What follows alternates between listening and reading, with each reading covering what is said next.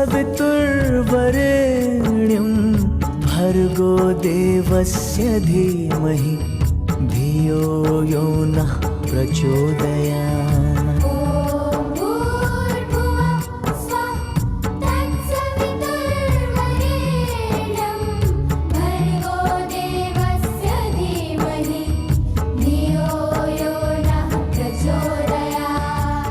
तो मंत्र विज्ञान आज का विषय जो है मंत्र विज्ञान पर है।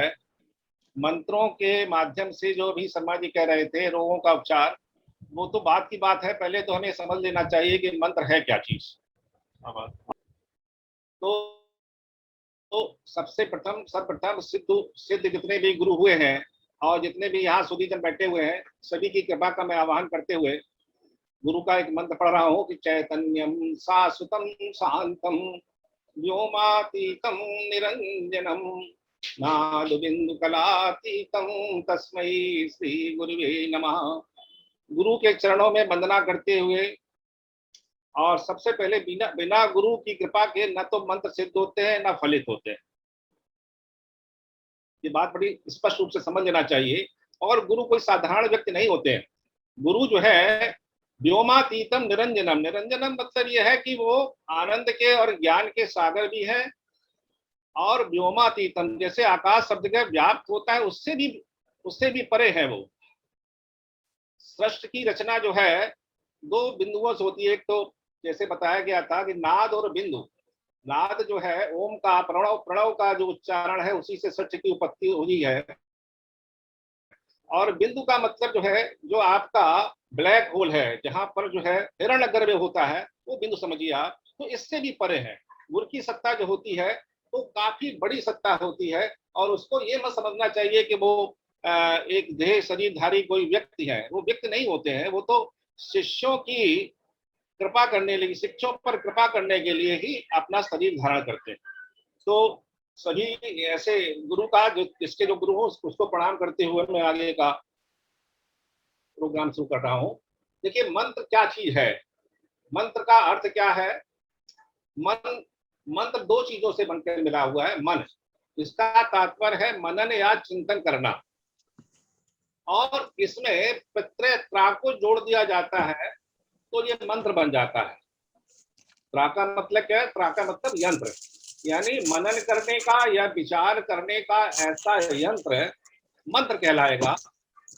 और ये मंत्र जो है कोई ऐसा नहीं है कि केवल शब्दों का कोई विन्यास है, किसी ने कोई कविता बनानी हो, कोई लेख लिखना हो। ऐसा कुछ नहीं है कि मंत्रों का कोई आप जो है कोई मंत्र जो है कोई अपने आप बना लेगा, ऐसा नहीं है। एक्चुअली क्या है कि चेतना है, बाह्य चेतना और आंतरिक चेतना है। मंत्र उसको क्या करता है, उसको उद्वेलित करता है, उसको आंदोलित करता है, उसको जगाता है आपकी चेतना को, वो मंत्र होता है। और मंत्र योग संहिता के अनुसार बताया गया है कि मननाद त्रायते यस्मात् तस्मात् मंत्रः प्रकीर्तितः। अर्थात जिसके मनन से, जिसको करने से, जिसका चिंतन करने से आपको त्राण मिले, आपकी रक्षा हो सके, आपका संरक्षण हो, आप अपने उद्देश्य की पूर्ति कर सकें, मोक्ष की प्राप्ति कर सकें, वही मंत्र है। मंत्र की यही एक कसौटी है जिस पर मंत्र को परखा जा सकता है कि मंत्र सही है या नहीं है। अब देखिए मंत्र की संरचना क्या है। मंत्र की संरचना जैसे कि मैंने बताया आपको कि कोई बौद्धिक कार्यकलाप नहीं है कि बुद्धि का प्रयोग करके हम कोई मंत्र की संरचना कर लें। मंत्र जो है किसी तत्वदर्शी, कोई सिद्ध संत के, कोई ऋषियों के, जो ब्रह्मांड की जो विशिष्ट धाराएं हैं, ऊर्जाएं हैं, उनको देखने और परखने में सक्षम हो। और ऐसे जो मंत्रदर्शी जो है, जो विद्वान है, ऋषि है, तत्वदर्शी है, जो अपने गहरे ध्यान में या तप में उस मंत्र के शब्दों का, उस मंत्र की आकृति का, उनका उसके चिंतन में स्पष्ट होता है, तब वो मंत्र प्रकट होता है। और क्या करता है मंत्र, तब मंत्र एक अपनी आकृति लेता है, शब्दों की भी आकृति लेता है और उस देवता की भी आकृति लेता है जिस देवता के प्रति ये मंत्र का आह्वान किया जा रहा है। एक्चुअली क्या है कि मंत्र कोई ऐसा शब्द मत समझिए इसको, ये एक बहुत ही प्रचंड ऊर्जा का स्रोत है ये। और ये ऊर्जा का स्रोत जो है जब हम मंत्र को सिद्ध कर लेते हैं, मंत्र को पढ़ने लगते हैं, तो वही ऊर्जा जो है हमारे शरीर में, हमारे मन में, हमारे चिंतन में और हमारे चित्त में व्याप्त होने लगती है। जैसे आपने राम रक्षा स्तोत्र का जो है पढ़ा होगा, बुद्ध कौशिक ऋषि द्वारा राम रक्षा स्तोत्र का निर्माण किया गया, तो उन्होंने लिखा है कि आदिष्ट वान था स्वप्ने राम रक्षा मिमाम हरा कथा लिखित वान प्रातः प्रबुद्धो बुद्ध कौशिका। यानी स्वप्न में उनको राम रक्षा स्तोत्र का पूरा वर्णन आया और सुबह उठ करके उन्होंने उसकी रचना करा। तो स्वप्न में या गहन चिंतन में, स्वप्न का मतलब क्या है, ऋषि लोग स्वप्न नहीं देखते थे बल्कि चिंतन में ही रहते थे। तो उस चिंतन के दौरान उनके द्वारा जो रचना दिखाई पड़ी उसको उन्होंने प्रातः काल लिख दिया। तो कहने का तात्पर्य मंत्र की संरचना जो है वो गहन चिंतन से, ऋषियों के चिंतन से और ध्यान में ही प्रकट होती है। जैसा कि मैंने बताया कि सामान्यतः प्रत्येक मंत्र का कोई ऋषि होता है जो कि उसको देखने वाला होता है, और उसका कोई देवता होता है, और छंद होता है, किस छंद में मंत्र की रचना की गई। छंदों का भी बड़ा महत्व है। जो वेदों के 6 अंग माने गए उसमें छंद का भी बहुत बड़ा एक महत्व है। तो छंद का महत्व इसलिए भी हो जाता है कि छंद के माध्यम से एक विशिष्ट प्रकार की फ्रिक्वेंसी का सृजन हम करते हैं, और वो फ्रिक्वेंसी जो है हमारी जो ब्रह्मांडीय फ्रिक्वेंसी है, हमारे शरीर की फ्रिक्वेंसी है, हमारे मन की जो फ्रिक्वेंसी है, उससे तालमेल करती है, उसको उसका इक्विलिब्रियम स्थापित करती है। तो कभी कभी हम देखते हैं मंत्र का अर्थ भी होता है और मंत्र का अर्थ नहीं भी हो सकता है। बहुत से बीज मंत्र होते हैं जिनका अर्थ अगर आप निकालना चाहे तो वो मंत्र कोई अर्थ समझ में नहीं आता है, लेकिन वो एक वटवृक्ष के बीज के तरह जो बीज मंत्र होते हैं उनमें अथाह जो है विचार, अथाह जो है शब्दों का भंडार भरा रहता है, और एक कभी विचार भी हो सकता है। जैसे हम गायत्री मंत्र पढ़ते हैं तो कितना सुंदर विचार आता है कि हमारी बुद्धि जो है सन्मार्ग पर प्रेरित हो, इससे अच्छा विचार क्या हो सकता है। तो मंत्र जो है एक बट बीज के बच्चे की तरह अपना विशाल जो है वो अर्थ समेटे हुए रहता है। कर दिया। अब मंत्र कितने प्रकार के हो सकते हैं? मंत्र अगर मोटे तौर पर देखा जाए तो मंत्र जो है 2 प्रकार के हम ले सकते हैं, एक सांजन मंत्र और एक निरंजन मंत्र। सांजन मंत्र का मतलब क्या हुआ? साधन अंजन, अंजन माने अज्ञान। तो मनीष सर आपका नाम आ रहा है। वो मंत्र है जो स्वार्थपरता के उद्देश्य से जो है जिनको कहा जा रहा है, जिनका मनन किया जा रहा है, जिनका जप किया जा रहा है, सांसारिक वस्तुओं की प्राप्ति के लिए जिनका जो है हम चिंतन कर रहे हैं, वो माया से सने हुए रहते हैं। वो मंत्र जो है एक विशेष उद्देश्य से, विशेष भौतिक वस्तुओं की प्राप्ति के लिए उन मंत्रों का हम प्रयोग करते हैं। जैसे हम साबरी मंत्र देखते हैं, साबरी मंत्रों का क्या रहता है, वो याद करने में शब्दों, बहुत साधारण शब्दों में इनको कहा जाता है, लेकिन उनको सिद्ध किया जाता है। सिद्ध करने के लिए काफी अनुष्ठान करना पड़ता है। इस तरह से तांत्रिक मंत्र भी होते हैं जो कि आपके भौतिक चीजों को प्राप्त करने के लिए किए जाते हैं। तांत्रिक मंत्र दोनों तरह से प्रयोग होते हैं, आध्यात्मिक प्रगति के लिए भी होते हैं और भौतिक प्रगति के लिए भी होते हैं। दोनों तरह के मंत्र तांत्रिक होते हैं, और तंत्र विद्या एक बहुत महान विद्या है। अब जैसे मैं साबरी मंत्र का आपको एक उदाहरण दूं कि कहीं किसी का भविष्य सही बताना हो, तो एक बहुत साधारण सा मंत्र है कि गणेश देव बाग देवी माँ भाग्य सिद्ध कुरकुर स्वाहा। और इसी तरह से किसी को आकर्षण करना हो, किसी को आकर्षित करना हो, तो ओम नमः देवाय आदि रूपाय अमुकस, जिसका नाम लेना हो, जिसको आकर्षित करना हो, जिसको बस में करना हो, आकर्षण कुरकुर स्वाहा। तो कहने का मतलब है कि सायन मंत्र जो होते हैं उनका स्तर जो है आध्यात्मिक रूप से अगर देखा जाए तो वो निम्न स्तर के होते हैं। वो ऐसी शक्तियों को उद्दोलित करते हैं जो कि आपको आध्यात्मिक प्रगति की ओर ले जाने में उतने समर्थ नहीं होते। और दूसरे मंत्र होते हैं निरंजन मंत्र। निरंजन मतलब वो माया के परे मंत्र होते हैं, हृदय को शुद्ध करने वाले होते हैं, आध्यात्मिक प्रगति में आपके सहायक होते हैं। निरंजन का मतलब क्या होता है? जैसे हम कहते हैं ना नाथ संप्रदाय में अलग निरंजन, तो निरंजन मतलब अंजन माने अज्ञान हो गया और निरंजन माने अज्ञान है, उसका उल्टा, अज्ञान का उल्टा। तो ये ज्ञान का जो प्रकाश देने वाले मंत्र होते हैं वो निरंजन मंत्र कहलाते हैं। इसी तरह से अलग का कई मतलब, अलग का मतलब जो दिखाई नहीं पड़े, अलक्ष्य जो दिखाई न पड़े, मतलब गूढ़ अर्थ वाले जो मंत्र होते हैं, जो इंद्रियातीत मंत्र होते हैं वो निरंजन मंत्र होते हैं, तीव्र प्रकाश वाले मंत्र होते हैं, वो इस प्रकार के मंत्र जो है वो निरंजन मंत्र कहलाते हैं। अब इसी प्रकार से हम अगर मंत्रों के क्लासिफिकेशन करें दूसरे एंगल से, तो दो तरह के मंत्र जो है वो हमको समझ में आएंगे। एक जड़ मंत्र होते हैं और दूसरे चेतन मंत्र।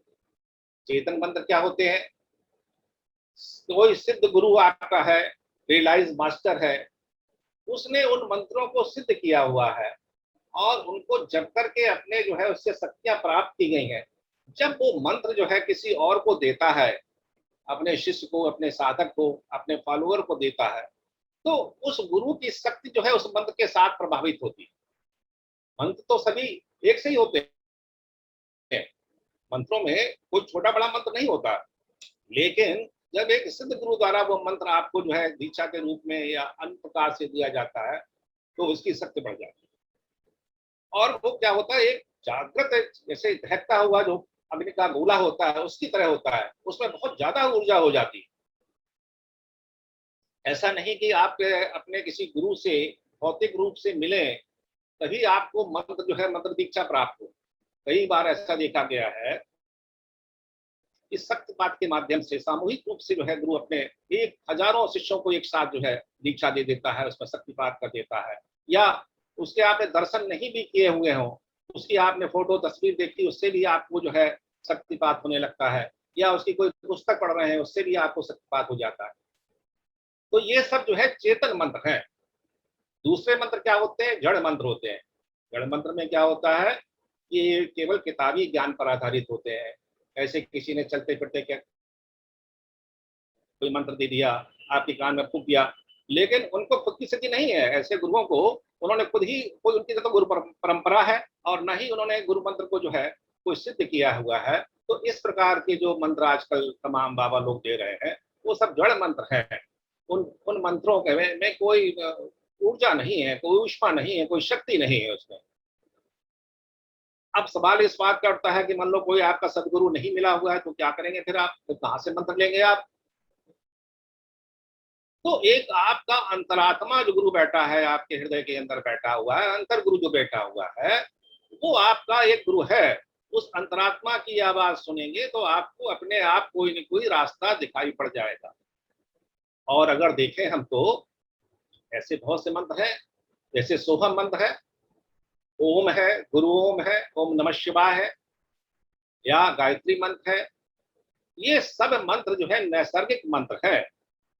ये बहुत, बहुत पुराने अपने आप आपके अंतरात्मा में चलते ही रहते हैं मंत्र ये। तो इसमें अब देखिए मंत्र कैसे, मतलब जो है आपको मंत्र जपने समय क्या आपको सावधानियां रखनी चाहिए, क्या मतलब लगेगा कि हाँ मंत्र वाकई में आपका फलित होने वाला है। तो जब आपका मंत्र और मंत्र का जपने वाला, जिसको मंत्री बोलते हैं, और मंत्र का लक्ष्य अंतरात्मा हो सकती है, कोई अन्य देवता हो सकता है, ये सभी एकाकार हो जाए, जब इनमें कोई भेद न रहे और उपासक और उपास में कोई अंतर न रहे, आप जब मंत्र का जप कर रहे हैं तो आपको ये अनुभव होना चाहिए कि मंत्र, मैं खुद ही मंत्र हो गया हूं, मंत्र का देवता अंतरात्मा भी मैं ही हूं। जब ये स्थिति आ जाती है और आप पूरी चेतना में हो जाते हैं तो मंत्र फिर अनंत फलदायी हो जाता है। इसमें कोई शक नहीं है कि मंत्र आपका काम नहीं करेगा। गीता में भगवान कृष्ण कहते हैं कि अहम जपो अस्मि, मैं खुद ही जपूं। और मंत्र अपना मतलब अपना भगवान का देवता खुद साक्षात्कार करता है कि जब आप मंत्र का जब इस उद्देश्य से करने लगते हैं, जब इस स्थिति में पहुंच जाते हैं तो मंत्र अपने आप आपके सामने प्रकट हो जाता है। शिव सूत्र में कहा गया है कि चित्तम मंत्र, जब आपका चित्त ही, आपका मन ही मंत्र हो जाए, आपके मन में जब जो है आप चाहे या ना चाहे आपका मंत्र जो है, आपका जो मंत्र है वो चित्त में चलता रहे बराबर, उसके लिए आपको प्रयास करने की जरूरत नहीं पड़ती है। बिना प्रयास किए हुए आपका मंत्र आपके सांसों प्रश्वासों के साथ चल रहा है तो मंत्र वो जो है आपका सिद्ध मंत्र है। आपका बॉडी का हर सेल, हर रोम रोम में आपका जो है मंत्रमय हो जाए, तब वो मंत्र जो है फलित होने वाला हो जाता है। तो सात्विक वातावरण में मानसिक जप बहुत ही फलदायी होता है, और जिसमें आपकी श्रद्धा हो। ये नहीं कि किसी ने कहा कि साहब मैं तो ये मंत्र पढ़ता हूँ तो आप भी ये मंत्र पढ़ लीजिए। आपके गुरु ने, आपके सिद्ध गुरु ने, ढोंगी बाबाओं ने नहीं, जो गुरु घंटाल, उनकी बात नहीं कर रहा हूँ। अगर कोई रियलाइज मास्टर, कोई गुरु ने आपको मंत्र दिया है, कोई ध्यान की पद्धति बताई है, तो आप उसको फॉलो करिए, उस पर विश्वास करिए। किसी के कहने पर, किसी के बताने पर कि साहब हम मंत्र को चेंज करते रहते हैं या गुरु को चेंज करते रहते हैं, ये उचित नहीं होता। और आपकी श्वास प्रश्वास में मंत्र ऐसा जप के लिए, ध्यान के लिए, वैसे तो मंत्र कई बड़े बड़े मंत्र भी होते हैं, लेकिन जब आप ध्यान करते हैं, आपके श्वास प्रश्वास के साथ मंत्र लयमय होने लगता है, तो मंत्र कैसा होना चाहिए? मंत्र छोटा होना चाहिए। इतना छोटा होना चाहिए कि जैसे आप सांस ले रहे हैं, इनहेल कर रहे हैं, तो मंत्र एक बार उसके अंदर इनहेल के साथ अंदर चला जाए, और जब एक्सहेल करते हैं सांस, तो वो मंत्र जो है एक्सलेशन के साथ में, वो मंत्र उसी के साथ, जितना समय आपको इनहेलेशन में और एक्सलेशन में लग रहा है, श्वास को लेने में और श्वास को छोड़ने में लग रहा है, उतना ही समय मंत्र के पूरे होने में लगना चाहिए। तो अब मंत्र जो है क्या है, ध्यान क्या है कि ध्यान मूलम गुरोर मूर्ति, पूजा मूलम गुरु पदम, और मंत्र मूलम गुरोर वाक्यम, मोक्ष मूलम गुरु कृपा। मोक्ष बिना गुरु की कृपा पे नहीं मिलता है, चाहे कितना भी आप कर लीजिए। और ध्यान कैसे होता है? ध्यान में जब भी आपका भटकाव होता है, चित्त जो है बहुत, न जाने कितने जन्मों के संस्कार, न जाने कितने चीजों के जो है वो आपके दिमाग में घूमते रहते हैं, तो ध्यान मूलम गुरुर मूर्ति, जब ध्यान करने बैठे आप, तो भगवान आपके जो गुरु हो, और गुरु कोई नहीं है तो अंतरात्मा पे ध्यान केंद्रित करिए आप, तो वो गुरु मूर्ति को ध्यान करके उसका ध्यान करेंगे, तो आपका मंत्र अपने आप चलने लगेगा। अब कौन सा मंत्र जपना चाहिए? मंत्र जो आपके सदगुरु ने दिया है, वो वह चैतन्य मंत्र पूरी श्रद्धा विश्वास से करना चाहिए। ये नहीं कि साहब जो है हमें 10-5 दिन मंत्र हुए, 15 दिन हो गए और हमारा कुछ असर नहीं हो रहा हमको, तो फिर हमने मंत्र पर जो है अपना विश्वास हटा दिया। और गुरु भी जल्दबाजी में नहीं करना चाहिए, ठोक को जाकर के खूब अच्छे से करना चाहिए। ऐसा न हो जाए कि आपके गुरु घंटाल हो और आपको गहरे अंधकार में, आप खुद तो डूबे हुए हैं, आपको भी ले जाए। इसलिए आराम से सोच विचार करके, जिसको गुरु परंपरा हो, जिन्होंने किसी से गुरु लिया हो, सिद्ध किया हो, जो लालची ना हो और सांसारिक वासनाओं में लिप्त ना हो, ऐसे गुरु का आपको जो है चयन करना चाहिए। अब कुछ सिद्ध मंत्रों की बात हो जाए कि कौन कौन से मंत्र जो ऐसे हैं जो अनादिकाल से चले आ रहे हैं। जैसे एक ओम मंत्र है। ओम जो है आदि मंत्र है, नाद ब्रह्म है, और ये एक्चुअली ओम मंत्र जो है 3 वर्णों का समुच्चय है। ये 3 वर्ण कौन से हैं? आ, उ और मा। इन तीनों को अगर अलग अलग पढ़ेंगे तो उसका और भी प्रभाव होता है। जैसे आपने देखा होगा कि जो संगीत प्रेमी होते हैं, संगीतज्ञ होते हैं, जब कोई संगीत या कोई धुन लगाने के प्रारंभ करते हैं तो उसके पहले वो अलाप करते हैं, आ। तो ये जो है अलाप जो है वो एक्चुअली क्या है, ये आका जो है वो आ का उच्चारण करते हैं। तो ये करता क्या है, आ जो है आपके मणिपूरक चक्र जो है, जो नाभि में होता है, उसको एक्टिवेट करता है।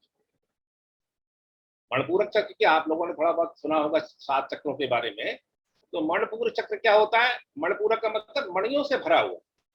ये ऐसा ट्रांसफॉर्मर है मणिपूरक चक्र, जहां पर आपकी 72,000 जो नाड़ियां हैं, जो मुक्त नाड़ियां हैं, वो सबका यहाँ पर मिलन होता है। और इस ट्रांसफॉर्मर को आपने ठीक से एक्टिवेट कर लिया, ठीक से ऊर्जा कर दी, तो यहीं से सब जगह आपकी ऊर्जा का प्रभाव यहाँ से होकर जरूर निकलता है। और अगर मणिपूरक चक्र जो है आपका सही है, तो आपकी बॉडी और माइंड दोनों ही सही रहे। दूसरा मंत्र क्या है? अच्छा हाँ, फिर उसके बाद ऊ शब्द आता है। तो आपके बाद जब ऊ आपका उच्चारण करते हैं, तो वो आपके हृदय में जो जहां पर अनाहत चक्र होता है, वहां जाकर के ये जो है टकराता है। और ये अनाहत चक्र जो है ये आपका फिर जो है वो जागृत होने लगता है। इसी तरह से जो माँ वर्ण है, आ उ और माँ, माँ आपका जो गले में इस जो आपका जो है एडम्स जो ये एप्पल है यहाँ पर, ये उसके जस्ट नीचे यहाँ पर जाकर के जो है आपका विशुद्ध चक्र होता है, वहां पर जाकर इसको एक्टिवेट करता है। तो आ उ और माँ के उच्चारण से आपके 3 मेजर जो चक्र है वो आपके जागृत होने लगते हैं, और ये तीनों चक्र जो है आपके 7 चक्रों को वाइब्रेट करते हैं। इसलिए ओम का बहुत बड़ा महत्व है। पूरा मांडव्य उपनिषद में जो है पूरा ओम का ही वर्णन किया गया है। फिर आपका देखिए पंचाक्षरी मंत्र आता है, ओम नमः शिवाय, बहुत महान मंत्र है। ये सिद्धों का, सिद्ध गुरुओं का दीक्षा मंत्र है। अब किसी ने साहब ने कहा कि बहुत बड़े आदमी गए गुरु के पास कि साहब मुझे बड़ा स्पेशल मंत्र दीजिए, हम बहुत वीआईपी हैं। तो कोई वीआईपी मंत्र नहीं होता है, मंत्र तो वही होता है सभी के लिए।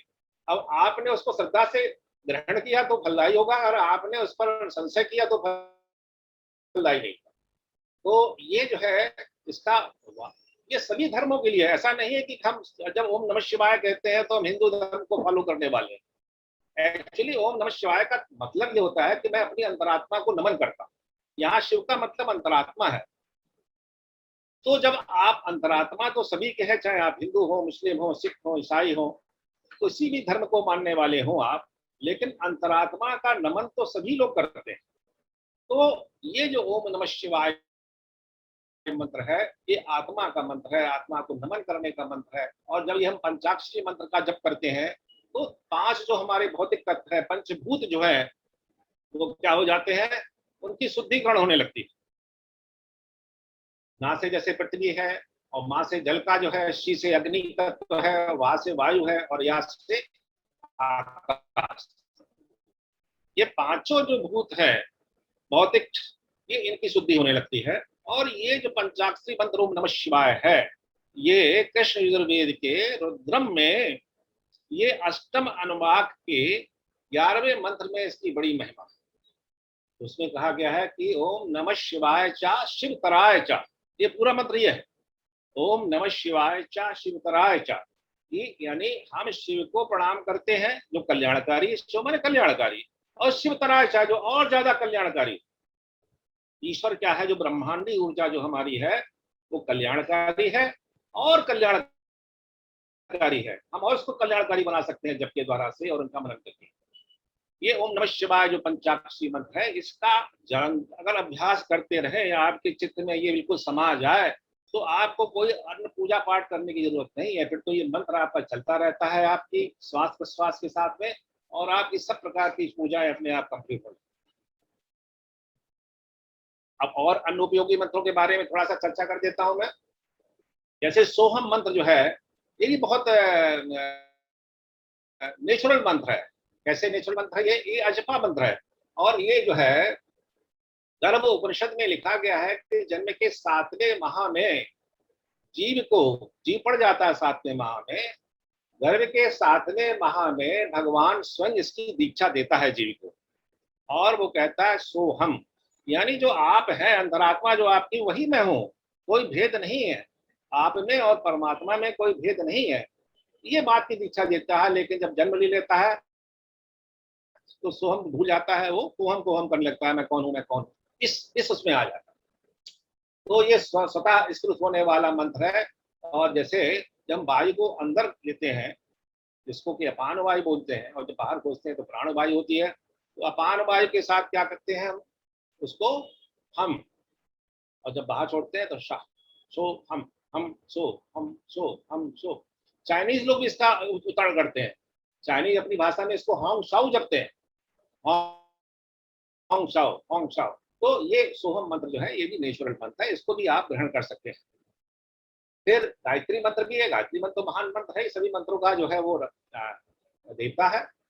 24 वर्णों का बड़ा प्रभावी मंत्र है। शरीर की 24 ग्रंथियों को एक्टिवेट करने वाला मंत्र है। हम आगे की स्लाइड में बताएंगे कि गायत्री मंत्र जो है कितना प्रभावशाली, वैज्ञानिक प्रयोगों द्वारा बताएंगे कैसा कितना प्रभावशाली। फिर आपका महामृत्युंजय मंत्र है, ओम त्र्यंबकम यजामहे सुगंधिं पुष्टिवर्धनम उर्वारुकमिव बंधनान् मृत्युर्मुक्षीमामृतात्। तो ये मंत्र जो है महामृत्युंजय मंत्र जो है ये भी बहुत प्रभावकारी मंत्र है। फिर एक ओम नमो भगवते वासुदेवाय नारद ने ध्रुव को दिया था। हरे कृष्ण कृष्ण कृष्ण हरे हरे, ये मंत्र है चैतन्य महाप्रभु का मंत्र है। अब यहाँ हरे का क्या मतलब? हम लोग मंत्र जपते हैं कि हरे कृष्ण, कृष्ण हरे रंग के हैं क्या, राम हरे रंग के हैं? वास्तव में यहाँ पर जो हरे शब्द का इस्तेमाल किया गया है, प्रयोग किया गया है, वो ईश्वर की हरा शक्ति है। यानी जब हम करते हैं हरे कृष्ण, ये हमारे सभी कष्टों को, हमारी बुद्धि को, जो विकार है उनको हरिए, उनको दूर करिए। तात्पर्य इसका ये है। जब इस तात्पर्य के साथ आप मंत्र का जप करते हैं तो क्या होता है, आपका जो बुद्धि है, आपके जो विचार है, आप कब समझते हुए कर रहे हैं, तो आपके कष्टों को, आपके विकारों का हरण हो जाए। इसी तरह से नमाण मंत्र हम पढ़ते हैं, ओम ऐम ह्रीम क्लीम चामुंडाई चे, बहुत अच्छा मंत्र है। अब इसमें अब देखिए 20 मंत्र आए हैं, इनका अर्थ जो है वैसे देखने में स्पष्ट नहीं हो रहा है, लेकिन अगर आप दुर्गा सप्तमी में देखेंगे इसको सिद्ध कुंजिका स्त्रोत के अंतर्गत, तो अहंकारी सचरूपाई हिंकारी प्रतिपालका किंकारी काम रूपण बीज रूपे नमोस्ते, थोड़ा सा उसका जो है विस्तार दिया गया है कि क्या है, क्या मतलब क्या है अहंकारी सचरूपाई। पूरी सृष्टि समाहित है अहंकारी सचरूपाई। हमारे पांडे जी, आनंद पांडे साहब तो खैर काफी सात दर्शन में काफी रिसर्च की हुई है, तो इस बारे में ज्यादा बता सकते हैं। और जैसे राम राम मंत्र है, रामानंद ने कबीर ने रामानंद से ले लिया था इस मंत्र को। कबीर जो थे वो चूंकि नीची जात के थे, तो उन्हें कोई मंत्र देने के लिए, दीक्षा देने के लिए तैयार नहीं था। तो आपने कहानी पढ़ी होगी कि वो अपना रात शाम को ब्रह्म मुहूर्त में रामानंद जी गंगा स्नान करने जाते थे, वहां रास्ते में वो लेट गए और उनका जब पैर पड़ा तो उनके मुख से राम राम निकला, तो उन्होंने उसी को मंत्र को ग्रहण कर लिया। और भी कहानी इसकी है। अब देखिए गायत्री मंत्र जो है वो कहाँ पर है हमारे वेदों में? ये वेद मंत्र है, ये गायत्री मंत्र हुए और महामृत्युंजय मंत्र हुए। ये सब मंत्र जो है वो मैंने बताया ना, बाग विलास नहीं, कोई बुद्धि विलास का खेल नहीं है कि किसी ने अपने आप बना दिया, हाँ भाई मंत्र हो गया। ये साबरी मंत्र नहीं है कि किसी ने बस ऐसे बना दिया, शब्दों का कर लिया। ये बहुत ऊर्जावान मंत्र है। तो यजुर्वेद में आता है भूर्भुवः स्वः, केवल इतना मंत्र दिया हुआ 36.3 में, 36वें अध्याय के तीसरा मंत्र है ये। और ऋग्वेद के ये जो मंत्र दिया हुआ है आपको दिखाई पड़ रहा होगा 3 और 60 पे, तो इन दोनों के मेल से ये मंत्र बना हुआ। ओम शब्द जो है, चूंकि प्रणव शब्द इसको जोड़ दिया गया है, वेदों में ओम का जिक्र नहीं है। भूर्भुवः स्वः तस्वितुर्वरेण्यं भर्गो देवस्य धीमहि धियो यो न प्रचोदयात्। तो ओम भूर्भुवः स्वः कह देते हैं, ओम प्रणव शब्द है, ओम भगवान का नाम है, इसलिए ओम और जोड़ देते हैं। और इसी तरह से साम वेद में भी ये मंत्र आया है, अध्याय 3 के खंड 4 का तीसरा मंत्र है, और टोटल अगर कम से लेंगे तो 1462वां मंत्र है ये। तो ये भूर्भुवः स्वः का ये व्याहति कहलाते हैं। जब कोई मंत्र नहीं भी होता है तो केवल भूर्भुवः स्वः कहकर भी हम मंत्र को जो है जप सकते हैं। तो गायत्री मंत्र का जो है ये इसकी उद्भव है, इसका जहां से ये लिया गया है गायत्री मंत्र, उसके बारे में मैंने चर्चा की आपसे। अब आपने देखा होगा कई विशिष्ट प्रयोजनों के लिए और विशिष्ट चीजों को प्राप्त करने के लिए हम मंत्रों में संपुट लगा देते हैं। संपुट तब उसके आगे पीछे या मध्य में किसी चीजों को जोड़ देते हैं। तो तमाम तरह के संपुट लगते हैं, गायत्री मंत्र भी संपुट लगाते हैं, लेकिन शुद्ध मंत्र वही। संपुट जो लगाने का तात्पर्य होता है कि हम कोई विशेष प्रयोजन से, अपने ज्यादातर ये प्रयोजन कैसे होते हैं, भौतिकी होते हैं, कोई आध्यात्मिक या भगवान को उसके लिए नहीं होते हैं। जैसे गायत्री मंत्र का ओम श्रीम ह्रीम श्रीम का संपुट लगाने से लक्ष्मी की प्राप्त करने का जिसका कोई उद्देश्य होता है तो वही लगा देता है। फिर ओम ऐं क्लीं स्वः का संपुट लगाने से विद्या की प्राप्ति का जो है उद्देश्य सफल होता है। ओम श्रीम ह्रीम क्लीं का संपुट लगाने से संतान प्राप्ति, वशीकरण और मोहन की प्राप्ति होती है। इस तरह के संपुट लगाने की भी प्रथा जो है वो है, और जो हम अनुष्ठान करते हैं तो वो इस तरह की संपुट लगाने का चलता रहता है। दूसरा महामंत्र जो है महामृत्युंजय मंत्र है, जो ऋग्वेद के 7:59-12 यानी 7 में 7:59-12 और यजुर्वेद के तृतीय संहिता के 1:8-6 और वाजपेयी संहिता के 3.60 से लिया गया है। इसमें भी संपुट लगा देते हैं। आप जैसे महाकाल में, उज्जैन महाकाल में महामृत्युंजय जप का बहुत होता है और बहुत असरदायी भी है, मैं तो खैर आजमाया हुआ है मेरा। उसमें संपुट क्या लगाते हैं, ओम हौम जूम सहा ओम भूर्भुवस्सुवः ओम त्र्यंबकम यजामहे सुगंधिम पुष्टिवर्धनम उर्वारुकमे बंधनान मृत्योर्मुक्षीमामृतात्। और फिर उसका उल्टा करके करते हैं, जैसे ऊपर आया था ना ओम हौम जूम सहा ओम भूर्भुवस्सुवः, फिर स्वाह पहले आएगा, स्वाह भुवा भू ओम शाह जूम ओम ओम। एक बार सीधा और एक बार उल्टा करके आगे पीछे दोनों तरफ से ये संपुट लगा करके और ये महामृत्युंजय जप का उच्चार करते हैं।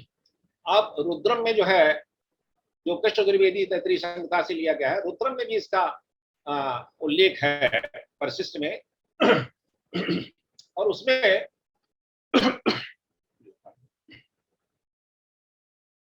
उसके साथ महामृत्युंजय मंत्र के साथ में, त्र्यंबकम यजामहे के साथ में अगर आप ये और जोड़ दें तो ये बहुत और ज्यादा फलदायी हो जाता है।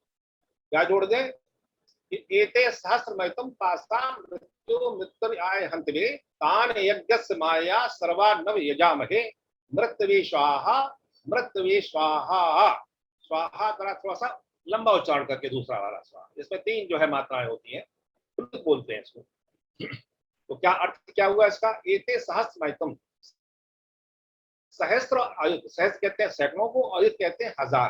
तो रुद्र के कितने हैं, सहस्त्र, हजारों मतलब असंख्य, सैकड़ों हजारों जो पास हैं कष्ट देने के लिए, बांधने के लिए, सांसारिक बंधन में बांधने के लिए और आपको कष्टों में बांधने के लिए और आपको अंत करने के लिए, मारने के लिए। मृत्याय मतलब मृत्यु लोक के जो प्राणी है वो तो मरणशील है।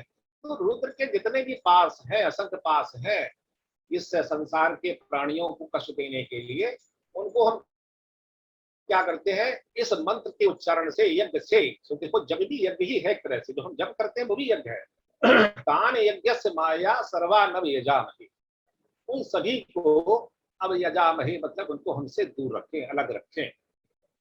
मृत्यवे स्वाहा मृत्यवे स्वाहा, मृत्यु के लिए ये जो है स्वाहा, उनको मृत्यु के लिए अर्पित करते हैं ये हम अपनी आहुति, और मृत्यु के लिए तो ये त्र्यंबकम यजामहे के साथ में ये रुद्रम का ये जो है इतना पोर्शन जोड़ने से ये रुद्रम का फल और भी प्रभावकारी होगा।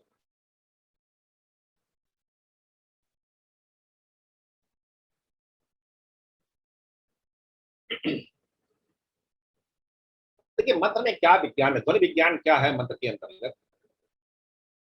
मंत्र में देखो एक तो ये जैसे हम बोल रहे हैं ओम नमः शिवाय बोला या ओम भूर्भुवस्सुवः बोला, तो जो आप सुन रहे हैं एक तो ये प्रकट ध्वनि हो गई आपकी, जो ध्वनि का जो संचरण होता है वायु के माध्यम से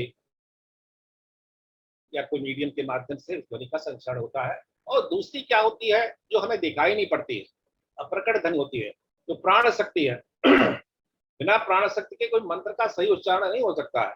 और ये इसका इसका देखो, मंत्रों का कोई भी ध्वनि जो है उसको चलने के लिए, जाने के लिए, ट्रेवल करने के लिए कोई न कोई माध्यम चाहिए, कोई न कोई मीडिया चाहिए।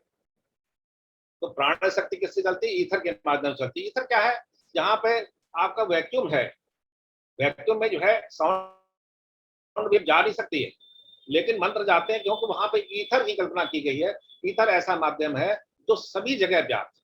और तीसरी शक्ति क्या है, भाव शक्ति है आपकी, जो आकाश तत्व के माध्यम से स्मरण करती है। आकाश तत्व सभी जगह फैला हुआ है। तो इन तीनों के माध्यम से जो हम मंत्र का संचरण होता है, मंत्र की ट्रैवलिंग होती है। और वैसे मैंने बताया कि वायु जो होती है, वायु का जो मीडियम होता है, उसमें ध्वनि की गति 334 मीटर पर सेकेंड की रफ्तार से जाती है। लेकिन जब इसमें हम प्राण शक्ति और भाव शक्ति को जोड़ देते हैं, तब इसकी गति जो है आपकी इलेक्ट्रोमैग्नेटिक वेव्स जो होती हैं, यानी प्रकाश की जो तरंगें होती हैं 1,86,000 किलोमीटर पर सेकेंड, उससे भी ज्यादा हो जाती है। तो जैसे मैंने एक बार इलेक्शन बताया था कि क्वांटम इंटेंगलमेंट की थ्योरी से क्या होता है कि इनकी गतियां जो होती हैं वो आपकी प्रकाश के गति से भी तीव्र होने लगती है। और जो भी आपके इष्ट देवता हैं उन तक पहुंचकर उनके गुणों को लेकर के आपके पास वापिस आते हैं। जैसे आपने बचपन में बूमरैंग खेला होगा कि बूमरैंग हम फेंकते थे इस तरह से, तो मेरे पास वापस ही लौट के आ जाता था। उसमें इस तरह से फ्रीक्वेंसी होती थी, इस तरह से उसका एंगल हम एडजस्ट करते थे, एंगुलर मोमेंटम उसका से रखते थे कि वो जाकर के अपने गंतव्य स्थान पे जाकर के और वापस फिर अपने पास लौट आता। तो मंत्रों की गति भी ऐसी है, मंत्रों का जो गति है उसका भी मूवमेंट इसी प्रकार से होता है कि चाहे अनंत दूरी पर कोई भी देवता बैठा हुआ है जिसके लिए मंत्र का हम उच्चारण कर रहे हैं, तो वो वहां से उसके आशीर्वाद को, उसकी कृपा को लेकर के आपके पास वापिस आएगा। देखिए मंत्रों के प्रभाव पर सोच, जो मैंने पहले बताया था आपको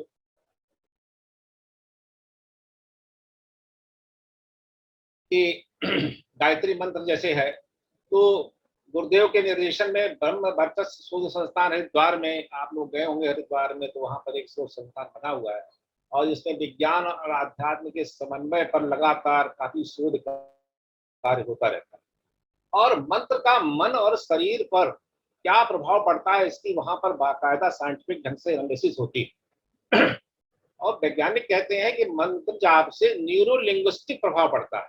न्यूरॉन्स क्या होते हैं, न्यूरो लिंग्विस्टिक प्रभाव क्या होता है, हमारे माइंड में जो न्यूरॉन्स हैं जो कि आपके सूचनाओं का आदान प्रदान करते हैं, वो न्यूरॉन्स के द्वारा होता है, तो ये एक्टिवेट होने लगते हैं, आपके न्यूरॉन्स ज्यादा एक्टिव हो जाते हैं। और इससे क्या होता है, आपकी मोटिवेशनल स्किल है, तनाव में कमी है, ब्रेन संबंधी जितने भी आपके रोग हैं, ब्रेन में इंजरी है, ये सब ठीक होने लगती है। तो आजकल ये बहुत बड़ा कॉमन हो गया है कि न्यूरो लिंग्विस्टिक प्रोग्राम चलाए जा रहे हैं जगह जगह, साइंटिस्ट लोग भी चला रहे हैं। ऐसा नहीं है कि कोई मतलब आश्रम में ही चल रहे हैं, इनको एनएलपी बोलते हैं, न्यूरो लिंग्विस्टिक प्रोग्राम कहते हैं। और इस प्रकार के प्रोग्राम एम्स में गायत्री मंत्र पर बहुत शोध हो रहे हैं, ऑल इंडिया इंस्टीट्यूट। मैंने आपको नीचे यूट्यूब का एक लिंक दिया हुआ है, आप देख रहे होंगे, हमारे स्क्रीन पे आ रहा होगा। क्योंकि समय का उतना अभाव है तो मैं पूरा खोल के नहीं दिखा रहा हूँ आपको, लेकिन इस लिंक पे जाएंगे आप, तो इस लिंक के माध्यम से आप जो रिसर्च हो रहे हैं, उनके क्या प्रभाव हो रहे हैं, ये सब आपको वहां पे देखने को मिल जाएगा। और प्रभाव मैंने ऊपर आपको एक मोटा मोटा बताया है मैंने कि क्या क्या उसके ब्रेन इंजरी में, तनाव में कमी हो जाती है, मोटिवेशन, इसकी मेधा शक्ति बढ़ जाती है, आपकी बुद्धि जो है तेजी से काम करने लगती है। हमारा दिमाग तो 4-5% ही काम करता है ना कुल, बाकी तो डॉर्मेंट रहता है, सुप्त अवस्था में रहता है। इसी तरह से जो आपका महामृत्युंजय मंत्र है, वो उसको राम मनोहर लोहिया अस्पताल में एक डॉक्टरों की पूरी टीम है न्यूरो विभाग की, उसके द्वारा बराबर इस पे करीब 4-5 साल से शोध हो रहा है। और ये पाया गया इसमें कि मंत्र जब तो 13 किलोमीटर दूर हो रहा था, जो वहां पे ब्राह्मण लोग या पंडित लोग जो उसके थे कर रहे थे 13 किलोमीटर दूर, और वहां जो पेशेंट था वो वहां पे राम मनोहर लोहिया में 13 किलोमीटर दूर यहाँ पे बिस्तर में पड़ा हुआ था, तो 20 में से 18 जो लोग थे वो ब्रेन इंजरी के घातक रोगों से पीड़ित थे, उनको बचा लिया गया इस मंत्र के माध्यम से। तो ये मतलब ऐसा जो आप बता रहे थे, भी शर्मा जी कह रहे थे कि मंत्र का क्या रोगों में प्रभाव होता है कि नहीं होता है, तो ये साइंटिफिक जो रिसर्च हो रही है, साइंटिफिक जो प्रयोग हो रहे हैं, और सरकार भी इस पर शोध करा रही है और वैज्ञानिक और डॉक्टर्स भी शोध कर रहे हैं, और इनका असर बड़ा प्रभावी है, स्पष्ट है। ऐसा नहीं किसी इसको और अन्य किसी सांस की जरूरत है। अच्छा, मंत्र जबकि और क्या अन्य प्रभाव होते हैं, मंत्र जो है जैसे मैंने बताया आपको, ऊर्जा का बहुत बड़ा अनंत भंडार है ये।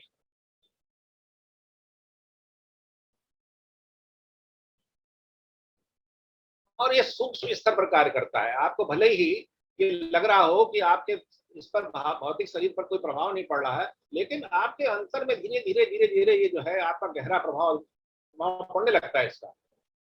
और जैसे आपने देखा होगा, कोई रास्ते में अगर कोई खड़ा हो जाए तो विविधान हो जाता है। अगर श्वास प्रश्वास के साथ में अगर मंत्र को जोड़ दिया जाए तो आप देखेंगे कि आपका श्वास प्रश्वास बहुत बढ़िया चलने लगता है। आपको कोई दिक्कत, मंत्र को जोड़ने से ऐसा नहीं कि व्यवधान हो जाता हो आपके श्वास प्रश्वास और आपकी अच्छी हो जाती है, सुव्यवस्थित हो जाती है, और आपको बड़ा अच्छा अनुभव होने लगता है। आपकी सुषुम्ना नाड़ी जो होती है बीच में, वो क्रियाशील होने लगती है। आपके प्राणवायु का जो प्रवाह है दोनों नासिकाओं से, पीड़ा और पिंगला से एक चलती है सामान का, ये दोनों से समान रूप चलती है। इसका मतलब क्या है कि आपकी श्वास जो है, आपकी शक्ति का जो है वो प्रभाव आपकी सुषुम्ना नाड़ी से हो रहा है। सुषुम्ना नाड़ी से होता है तो दोनों आपके नॉस्ट्रिल से आपकी सांस बराबर चलने लगती है। आपने देखा होगा कि आपके जन्म जन्मांतर के जो संस्कार होते हैं, जब हम मंत्र जप करते हैं या ध्यान करते हैं, तो आपने देखा होगा कि हमारे अंदर तमाम तरह के बुरे और नाना प्रकार के सांसारिक विचार आने लगते हैं, तो मंत्र से ध्यान भटकने लगता है। सभी के साथ होता है, ऐसा नहीं है। तो आप इससे घबराएं बिल्कुल नहीं है। कारण क्या है कि हमारे जन्म जन्मांतर के जो संस्कार हैं वो अपना निशान इतना गहरे बना गए हैं, जैसे कोई जंगल में रास्ता जैसे चलते चलते बन जाता है ना, तो पगडंडी वो साफ दिखाई पड़ती है, उसी पे आदमी चलने का प्रयास करता है। आप नया रास्ता बनाएंगे तो आप उसके लिए आपको झाड़ झंखाड़ काटेंगे, कोई रास्ता बनाएंगे, चलेंगे, तब रास्ता बनेगा। तो थोड़ा अवकाश, थोड़ा समय तो लगता ही है इसमें। तो आप जो भी विचार आ रहे हैं उनको साक्षी भाव से देखिए, आप उसको उसको आने दीजिए। जैसे आप जो है अपने कमरे में बैठे हैं, खिड़की पे खोले बैठे हुए हैं और सड़क पर कोई आदमी जा रहा है, आ रहा है, जा रहा है, आप क्या उससे मतलब है, आने जाने दीजिए उससे। आप होता क्या है, जब हम ध्यान करते हैं और कोई विचार हमारे मन में आया तो उस विचार से, उस चीज से हम चिपट जाते हैं, उससे लग जाते हैं। मंत्र तो छोड़ दिया हमने, उसके साथ लगने लगते हैं, उसके साथ चलने लगते हैं, उसको चाय पानी पिलाने लगते हैं, उसको बुलाने लगते हैं अपने पास में, तो मंत्र जो है छूट जाता है। तो ऐसा हो तो होने दीजिए आप। लेकिन थोड़ी देर बाद आप फिर मंत्र पे वापिस आ जाइए। धीरे धीरे जब अभ्यास करेंगे तो ये जो आपके संस्कार है वो परिवर्तित हो जाए, नई आपकी देखा, नया निशान, नया आपका उसमें बन जाएगा, छाप बन जाएगी। फिर आपका जो है वो भटकेंगे नहीं। जैसे आपने देखा होगा, हमने तो खैर बहुत पानी कुएं से खींचा है, तो जब आप उसमें डालते हैं, रस्सी डालते हैं, तो रस्सी जो है वो पत्थर पर निशान बना देती है, फिर उसी में रस्सी अटकी रहती, छूटती नहीं है। तो इसी तरह से जो हमारे संस्कार जो बने हुए हैं, जब दूसरी जगह आप डालेंगे आप, तो उधर से खसक के फिर उधर ही आ जाएगा। टाइम लगेगा, थोड़ा सा टाइम लगता है, लेकिन लगे रहिए। और एक आध, जैसे आप खाली विश्वास बैठे हुए हैं, आप 2 मिनट 1 मिनट में, तो आप अपनी आंख बंद करिए और अंदर ही अंदर अपना एक मंत्र, 1 2 3 मंत्र का जप कर लीजिए आप। ओम नमः शिवाय, शिवाय, जो भी मंत्र आपका हो, जो भी ओम या हरे राम हरे कृष्ण, जो भी आपका मंत्र हो उसको आप जप कर लीजिए। तो ऐसा नहीं मंत्र के लिए विशेष आपको कोई तैयारी करने की जरूरत पड़े, आप अभ्यास बढ़ाइए अपना। जैसे जैसे अभ्यास बढ़ाएंगे तो आपका काम होना शुरू हो जाए। अब मंत्रों में देखिए, हम मंत्र जो है संस्कृत के मंत्रों को क्यों प्रेफर करते हैं, उसके लिए बहुत एक साइंटिफिक रीजन उसका है। मंत्रों में क्या होता है, अनुस्वार का प्रयोग बहुत होता है और विसर्ग का भी होता है। अनुस्वार जैसे अनुस्वार की ध्वनि थी माँ के, जैसे रुद्रम, नम, ये इस तरह की जो निकलती है, रामम, ठीक है ना। तो ये जो माँ की ध्वनि निकलती है इसको अनुस्वार बोलते हैं। और देखिए अनुस्वार जो कबर, जो भी हमारे 5 वर्ग हैं, कबर चबर कबर तबर गपद में, जैसे इंगा, इया, ड़ा, ना एवं माँ, इनका उच्चारण जो बाद में होता है इन शब्दों का, ये सब अनुस्वार की श्रेणी में आती है। जैसे हम गंगा कहेंगे तो गंगा में आप देख रहे होंगे कबर का पंचम वर्ण आया है, तो ये अनुस्वार ही हो गया। और जब अनुस्वार का हम बार बार प्रयोग करते हैं तो हमारे शरीर से नाइट्रिक ऑक्साइड ये अपने आप स्रवित होने लगता है, निकलने लगता है। और नाइट्रिक ऑक्साइड क्या करता है, ये आपकी इम्यून प्रणाली को, कार्डियोवास्कुलर सिस्टम को मजबूती प्रदान करता है। जिससे क्या होता है कि आपका जो हाई ब्लड प्रेशर है उसमें कमी आ जाती है, आपकी इंसुलिन जो है वो निकलने लगती है अपने आप ऑटोमेटिकली, और आपका स्तंभन दो, जैसे इसको इरेक्टाइल डिस्फंक्शन कहते हैं, उसमें भी लाभकारी हो जाता है। तो आपका जो नाइट्रिक ऑक्साइड है, जैसे आप इसको लाफिंग गैस ही बोलते हैं, जो साइंस के स्टूडेंट रहे होंगे, जो केमिस्ट्री में प्रयोगशाला प्रयोग करते रहे होंगे, तो लाफिंग गैस जो है वहां पर केमिस्ट्री के लैब में होती थी, नाइट्रिक ऑक्साइड होती थी। तो लड़के क्या करते थे, सूंघ लेते थे जाकर के, उससे कहते हैं हंसी आने लगती है, लेकिन ज्यादा सूंघ लेने से मूर्छा भी आ जाती है। तो ये नाइट्रिक ऑक्साइड जो है जो एंटी डिप्रेशन दवाइयां होती है उसमें ये नाइट्रिक ऑक्साइड के जो है कंपाउंड मिले रहते हैं। और विसर्ग से क्या होता है, जैसे हम नमः नमः करेंगे या इस तरह विसर्ग का प्रयोग करेंगे जिसमें, तो उसमें क्या होता है, कपालभाति प्राणायाम अपने आप होने लगता है।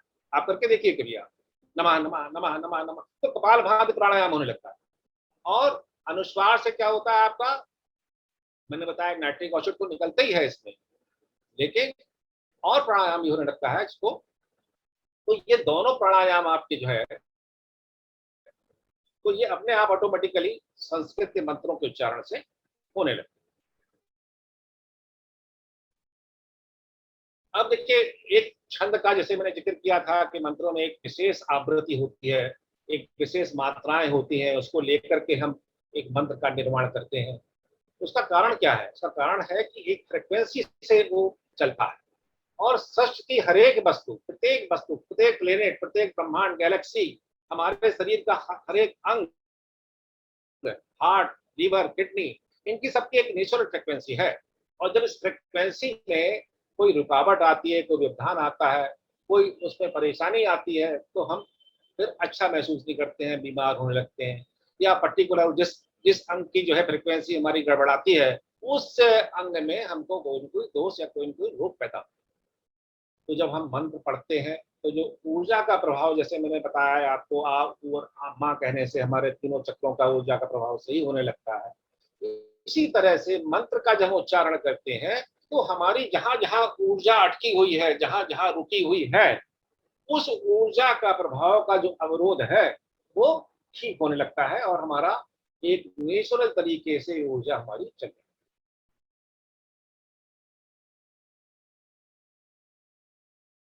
अब देखिए मंत्र का महत्व क्या है। एक ही मंत्र को ये नहीं कि आपने 5 दिन पढ़ा उसके बाद बंद कर दिया, यार इसमें तो कुछ हो ही नहीं रहा है, हमें तो कोई असर ही नहीं हो रहा है, बेकार है ये तो मंत्र। तो मंत्र को आप लंबे समय तक जपिए, विश्वास करके जपिए। आप थोड़ा टाइम लगता है, आपके संस्कारों को थोड़ा सा दबाने में, उसको मिटाने में टाइम लगेगा। मंत्र अपना प्रभाव निश्चित निश्चित रूप से दिखाएगा, इस पर पूरा विश्वास रखिए। और मंत्र भावना रूप में अंदर आपके स्मरण होता है। मन और शरीर का देखिए बहुत गहरा संबंध है। एक आजकल वर्ड चल रहा है साइको इम्यूनिटी। जैसे हम तमाम तरह की इम्यूनिटी की बात करते हैं, तो साइको इम्यूनिटी की बात करते हैं, तो मंत्र क्या करता है, आपकी साइको इम्यूनिटी को बढ़ाता है, उसको मजबूत करता है। कैसे मजबूत करता है? देखिए, एक आपको गारंटी मिलती है परमेश्वर की तरफ से, उस ब्रह्मांडी सत्ता, उस ऊर्जा से, कि हम आपका रक्षण कर रहे हैं। जैसे मंत्र का पहचान ही कि मन मात्रा यत्रा तत्र मंत्राप्ति, जिससे मनन करने से आपको प्राण बने, रक्षण मिले, वो मंत्र है। तो आपको ये विश्वास हो रहा है कि इस मंत्र से हमारी रक्षा हो रही है। तो एक जो साइको इम्यूनिटी आपको बढ़ रही है। आजकल कोरोना पीरियड में क्या हुआ, इसकी बहुत ज्यादा इसकी गिरावट हो गई। क्यों? अरे साहब, तीसरी वेव आ रही है, चौथी वेव आ रही है, और इतने लोग मर गए, इतने लोग मर गए। तो इससे क्या हो रहा है कि हम जो अच्छे खासे लोग हैं, जो स्वस्थ लोग हैं, उनके अंदर भी ये भावना, डर की भावना पैदा हो गई कि अरे ये तो बहुत घातक है, ये हो जाएगा। तो इस सब भय से आपकी रक्षा भी करता है मंत्र।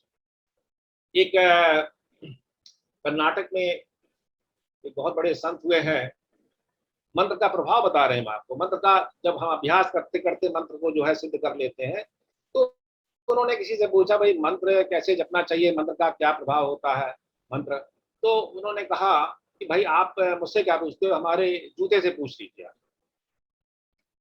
तो जब उनका जूता कान में लगा के सुना गया, तो उनका जूता भी ओम नमः शिवाय का मंत्र जप रहा। ये मतलब कोई कपोल कल्पित बात नहीं, ये सही घटना है। तो मंत्र जो है क्या होता है, आपके रोम रोम में, आपके हर सेल में ऐसे व्याप्त हो जाता है कि हर समय आप चाहे ना चाहे, आप बोले चाहे न बोले, मंत्र आपके शरीर से प्रस्फुटित होता रहता है, मंत्र आपके अंदर प्रभावित होता रहता है और मंत्र चित्र में प्रवेश कर जाता है। अब देखिए, मंत्र के 4 चरण हैं। खास तौर से ध्यान के बारे में बता रहा हूँ। कुछ मंत्र तो जो है, कुछ अनुष्ठान वाले जो मंत्र होते हैं, जो लंबे होते हैं, उनको तो हम उच्च स्वर से भी बोलते हैं। तो ये जो है ऋग्वेद का मंत्र है, चत्वारि वाग कर्मता पदानि तान विदु ब्राह्मणा ये मनीषणा वहा नेता नियंती तुरीयम वाचो मनुष्या बदलती। तो वाणी के 4 पाद हैं। पहला पाद क्या, बैखरी। जैसे हम बोल रहे हैं, तो हम हमारा जो बोलना है, जो आप सुन रहे हैं, ये बैटरी ग्रॉस रूट लेवल पर वाचक बोलता है, जो उसकी हम सुनते हैं। शब्द जब बाहर आते हैं, जबान से बाहर से, ओर से बाहर आते हैं, तो उसका बैटरी स्तर होता है। लेकिन अगर उल्टा चलते हैं पहले, तो सर हमारा प्रश्न काल स्टार्ट हो जाएगा सर, 10 मिनट प्रश्न भी देना आपको। हाँ, 5-7 मिनट और दे दिए प्लीज। नहीं फिर 10 मिनट प्रश्न पूछेंगे लोग, उसका आपसे कैसे करेंगे सर, उनके प्रश्न बताएंगे ना। चलिए, तो मैं बता रहा हूँ आपको कि जैसे परावाणी जो होता है, वो नाभि से स्थान होता है। बस शब्द की रचना जितनी भी होती है, वो नीचे से स्टार्ट होती है, परावाणी से स्टार्ट होती है। और उसके बाद फिर पश्चंती भी आती है, पश्चंती माने हृदय पे आती है, फिर मध्यमा आपके गले पे आती है, उसके बाद वाणी से आती है।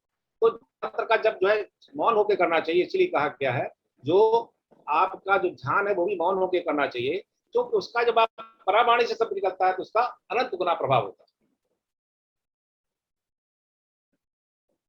अब देखिए, इसमें क्या है कि इसमें उच्चारण मंत्र का जो है वो सही होना चाहिए।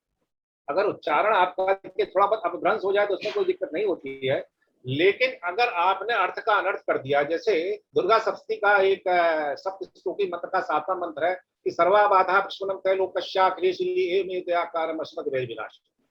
अब इसमें ये हमारा एक अपना अनुभव है, पंडित जी को मैंने बुलाया था बंगलौर में, तो वो इस मंत्र को इस तरह से पढ़ रहे थे कि सर्वा बाधा प्रसन्नम त्रैलोक्यस्याखिलेश। अब प्रशमनम को आप प्रसन्नम बोलेंगे, उल्टा अर्थ हो गया, हम तो उसको शांत कर रहे हैं बाधाओं को और वो प्रसन्न कर रहे हैं, तो मंत्र कहाँ से फलीभूत हो जाए। इसी तरह से एक मंत्र है, यही दुर्गा सप्तशती का है, भूत निंद्राण में रक्षित पशुन में रक्षंड के और पुत्रान रक्षित महालक्ष्मी भार्याम रक्षित भैरवी। अब कोई साहब जो है भार्याम रक्षित भैरवी की जगह भार्याम भक्षित भैरवी बोल रहे हैं, तो पत्नी तो बजाय उनकी रक्षा होने की पत्नी का निधन हो जाएगा, पत्नी बीमार हो जाएगी। तो उच्चारण बहुत आवश्यक है, ये मैं कहना चाहता हूँ। और मंत्र सिद्धांत के तत्व जैसे मैंने बताए कि भावना होना चाहिए, श्रद्धा, विश्वास और लक्ष्य सही होना चाहिए। किसी को अहित करने के लिए मंत्र का उच्चारण नहीं करना चाहिए, कोई नहीं करना चाहिए। और आसन, स्थान और वातावरण, बैठने का ढंग, वस्त्र और उसके रंग का भी इसका प्रभाव पड़ता है। जैसे उत्तरे शांत का पूर्वे दक्षिणे मारणम प्रोक्तम पश्चिमे च धनात्मा। आपकी दिशा और किस आसन पर बैठे हैं इससे ये मंत्र का असर पड़ता है। जैसे कहते हैं कुशासने ज्ञान सिद्ध्यम और सर्व सिद्धिस्त कंबली, ज्यादातर कंबल पर बैठ करके मंत्र की साधना करना चाहिए, ये ध्यान योग करना चाहिए और किसी के अहित के लिए मंत्र का जप ना करें। अंतिम ये संकल्प की बात कर रहा हूँ, जब भी कोई अनुष्ठान कराते हैं तो हम लोग संकल्प करते हैं, तो संकल्प की भाषा आप ठीक से समझ लें, पढ़ लें, उसका मतलब समझ लें, क्योंकि पंडित जी तो बोलते चले जाते हैं और आपसे कहें ये बोलिए, आपको अर्थ ही पता नहीं है, आप गलत उच्चारण कर रहे हैं, तो आप उसका कुछ बोल जाएंगे आप। तो इसलिए मंत्र का संकल्प पहले आप कर लीजिए, उसके बाद आप अपना करिए। मैं समझता हूँ कि मेरा समय हो गया है और मैं आपको धन्यवाद देता हूँ। नमस्कार सर। ये साइड हटा लेंगे एक बार जरा, साइड को अपना। जी सर, ये साइड हटा लीजिए सब। हाँ ठीक है सर, धन्यवाद। धन्यवाद अग्रवाल साहब, आपने बहुत सुंदर तरीके से मंत्रों के विषय में जानकारी दी और वास्तव में मंत्रों के विषय में आपकी जानकारी बिल्कुल सही है। जैसे कि कहते हैं गीता के गायत्री मंत्र में जैसे 24 अक्षर होते हैं, तो बताते हैं कि बॉडी के अंदर 24 जगह आपकी बॉडी में रिदम टक टक टक करेगा, तो चीजें अपने आप जागृत होती हैं। और हमारे प्रश्न काल में तो कोई प्रश्न ऐसा चैट बॉक्स में नहीं आया, क्योंकि आपने इतना बढ़िया समझा दिया, कोई प्रश्न बना ही नहीं किसी का। और हमारे यहाँ जो मंत्र किस प्रकार से जपना चाहिए ये आपने बताया। सर एक ही जो सवाल है कि आपने बताया था नैसर्गिक मंत्र से क्या तात्पर्य है सर, छोटा सा आपने बताया था ना, नैसर्गिक मंत्र जो है नेचुरल मंत्र। अच्छा अच्छा, राइट सर। नैसर्गिक का मतलब नेचुरल, स्वाभाविक मंत्र जो है। जी ये मंत्र जो है शाश्वत काल से ये मंत्र जो है चले आ रहे हैं, इसको किसी से दीक्षा लेने की भी जरूरत नहीं होती है, वो नैसर्गिक मंत्र। जी जी, मतलब वैसे मंत्र का मतलब तो यही हो गया ना, मनन करना, चिंतन करना ना। हाँ, जो उसको मनन करना, चिंतन करना और ऐसा साधन, मंत्र का मतलब चिंतन करने का, मनन करने का, ध्यान करने का, ऐसा कोई साधन को मंत्र। जी सर, जी सर। वैसे मंत्र के अंदर भाव ज्यादा इंपॉर्टेंट होंगे या शब्द ज्यादा इंपॉर्टेंट होंगे? तो कई बार जैसे माँ की गोद में बच्चा बैठता है तो क्या तुतला के बोलता है, माँ उसके भाव समझ जाती है, तो क्या परमात्मा हमारे भाव समझेंगे या हमारी एक्चुअल प्रोनाउंसिएशन को समझेंगे सर? भाव बहुत इंपॉर्टेंट, भाव और प्राण शक्ति जो है वो ज्यादा इंपॉर्टेंट है। देखिए आपका शब्द जो है वो तो मैंने बताई ना 334 मीटर पर सेकंड की रफ्तार से जाता है, और भाव की रफ्तार तो जो है वो अनंत गुना है। भाव जो है, भाव और प्राण शक्ति जो है वो ज्यादा इंपॉर्टेंट है। लेकिन कोई हम अनुष्ठान के लिए कोई मंत्र जपते हैं तब उसमें शब्दों को जरा देख लें, कोई ऐसा उच्चारण हो जाए जो अर्थ का अनर्थ कर दे। सर ये जोगिंद्र चतुर्वेदी जी आपने आपको बोला है, बहुत उपयोगी बात बताई है, संस्कृत में लिखा है इन्होंने सर, और समझता कोई प्रश्न इसमें कोई आ नहीं रहा है सर। अब मेरा छोटा सा